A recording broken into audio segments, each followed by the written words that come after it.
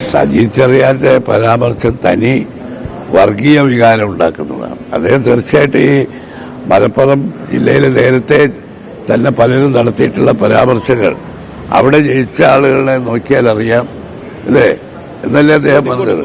ഇങ്ങനെ ഒരു പ്രത്യേകിച്ചൊരു മാർക്സിസ്റ്റ് നേതാവ് മന്ത്രിയായിരിക്കുന്ന ആൾ ഇങ്ങനെ ഒരു പരാമർശം നടത്തുന്നത് വളരെ വളരെ നിർഭാഗ്യകരമാണ്.